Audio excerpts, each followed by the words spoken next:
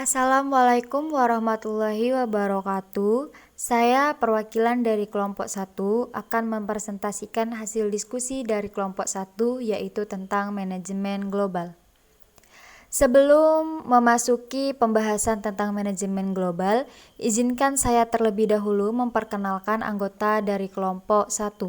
Yang pertama saya sendiri adalah Cynthia Luxmana, kedua ada Legis Pratiwi Dolova, ketiga Pahlevi Putri Kurnia Ramadhani, keempat Nur Elita Faizah, dan kelima atau yang terakhir Rara Kristia Marsyanda.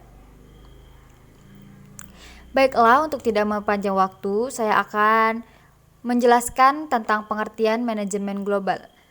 Manajemen global adalah evolusi manajemen dari yang dulu hanya memerintah serta mengawasi, sekarang ini ditambah menjadi pelatih bagi semua karyawan agar dapat bersaing secara global. Terdapat pula beberapa pendapat dari ahli tentang mengenai pengertian manajemen global. Yang pertama ada Terry dan Franklin mengatakan manajemen global adalah proses yang berbeda yang terdiri dari perencanaan aktivitas, pengorganisasian, penggerak, dan pengendali dilakukan untuk menentukan dan mencapai tujuan yang dinyatakan dengan menggunakan manusia dan sumber daya lainnya. Ada pula pendapat dari Kons dan Weiris. Ia mengatakan bahwa manajemen global adalah proses perencanaan dan pemeliharaan lingkungan tempat individu bekerja bersama dalam kelompok secara efisien mencapai tujuan yang dipilih. Sedangkan menurut F. W. Taylor, ia mengatakan bahwa manajemen global adalah seni untuk mengetahui apa yang harus dilakukan dan memastikan bahwa yang dilakukan dengan cara terbaik. Selanjutnya ada ciri-ciri manajemen global. Di sini yang pertama yaitu memiliki wilayah pemasaran yang lebih luas. Yang kedua, menggunakan dasar strategi pemasaran dan fungsi-fungsi manajemen pemasaran yang lebih kompleks. Ketiga, menggunakan standarisasi global untuk produk-produk yang dihasilkan. Keempat, fokus pada sumber daya yaitu manusia, uang, dan aset fisik. Kelima, fokus pada kepuasan konsumen dunia. Keenam, membentuk afiliasi di luar negeri. Visi dan strategi mendunia atau mengglobal mempunyai kecenderungan memilih jenis kegiatan bisnis tertentu, pada umumnya manufacturing, serta menempatkan afiliasi di negara-negara maju. Ketujuh, perusahaan global berproduksi dengan cara mengikat aktivitas jaringan lokal dan regional menjadi penghasil produk.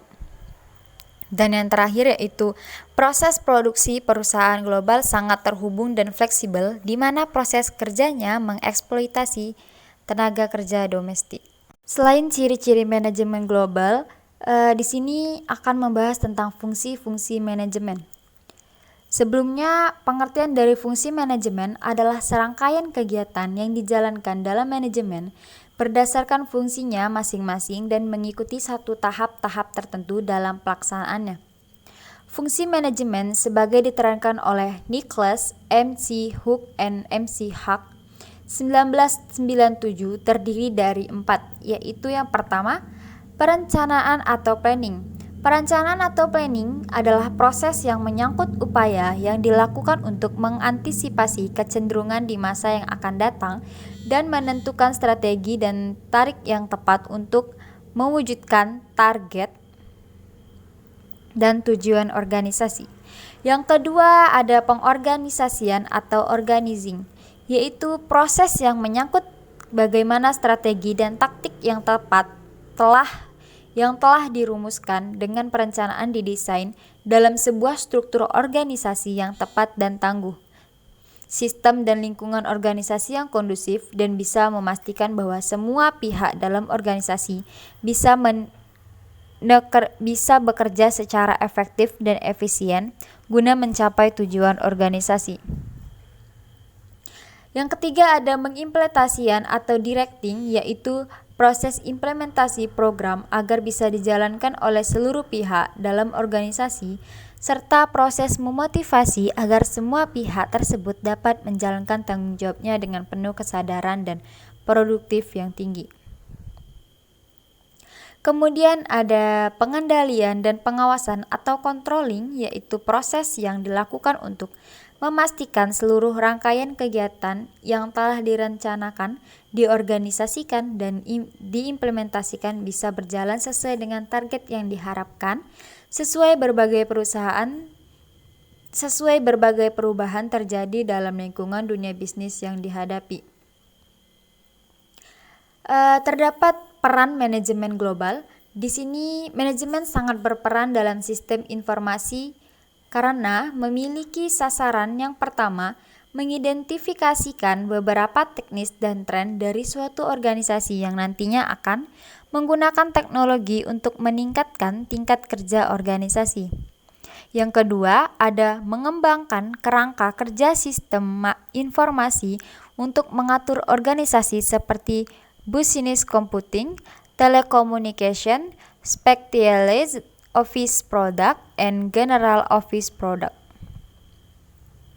Nah, itulah pembahasan tentang manajemen global yang dapat saya sampaikan pada kesempatan kali ini. Apabila terdapat pertanyaan, saya persilahkan, dan saya ucapkan terima kasih. Apabila terdapat kata-kata yang salah dari pengucapan saya mohon maaf. Saya tutup dengan Assalamualaikum warahmatullahi wabarakatuh.